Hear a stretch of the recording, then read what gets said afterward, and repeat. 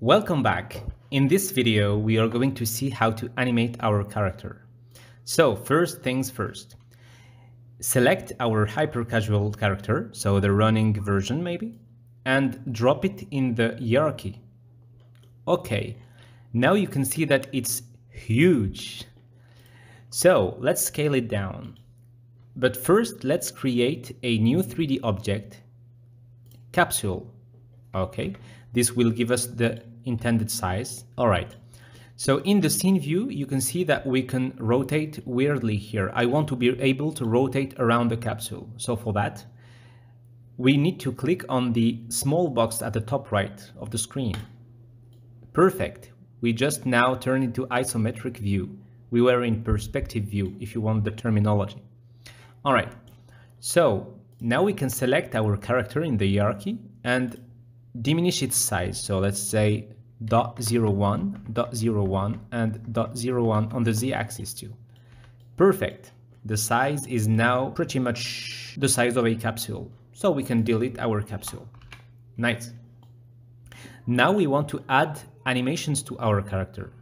But first, I don't want to see the camera and the light icon here. So what you can do is in the hierarchy, click on the little eye here. All right, perfect. And you can also click on the hand to disable the possibility of moving them. All right, cool. Now, let's select our running character, right click on it and unpack the prefab because we are going to make our own prefab later. So basically the prefab is just an object in Unity that you can use and reuse multiple times, that you can instantiate at runtime. Okay, nice. Let's rename this guy to runner. It's more convenient as is. Okay, so the runner is made of two elements here, two main elements, let's say. The first one is the skinned mesh renderer. It's basically what allows us to see the player. So if you disable this component, we can't see the player anymore. The other game objects here are the bones that are used to animate the character. Nice. Let's add a component to our runner, and it's going to be an animator. This will help us animate our character. Perfect. So here we need to reference a controller. We don't have one yet, but let's create one. In the project window, right-click and create a new animator controller. Let's call it runner controller. Awesome.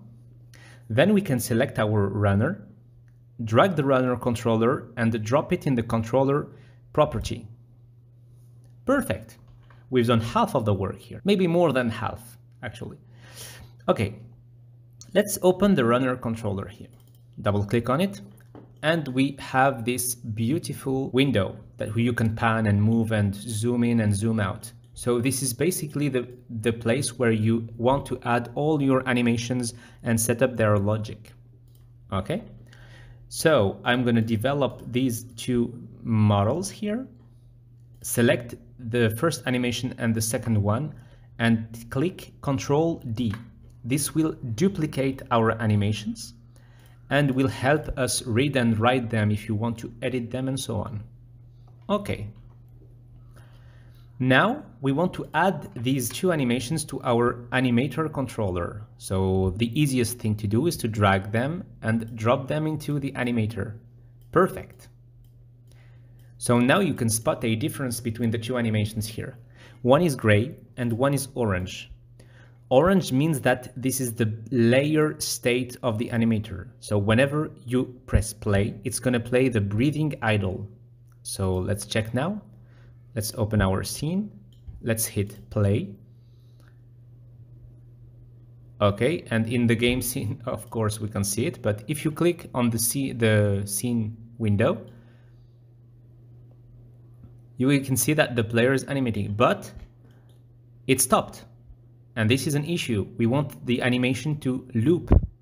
So for that, let's exit the play mode, select the animator tab or window, double click on the breathing idle animation and tick the loop time checkbox. This will allow the breathing animation to loop.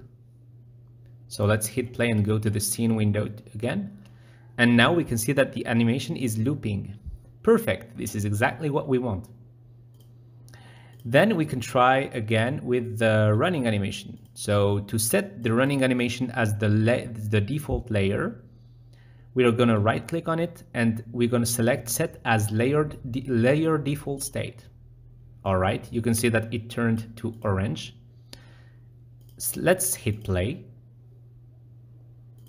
And now we can see that the running, but I stopped promptly, sorry. The animation stopped, so we want it to loop. So double click on the running animation again. And in the inspector, check the loop time checkbox. All right, let's hit play again. Go to our scene tab, and we can see that the character is running. Perfect. But wait, we want to be able to move this guy now. So let's check how to do that in the next session.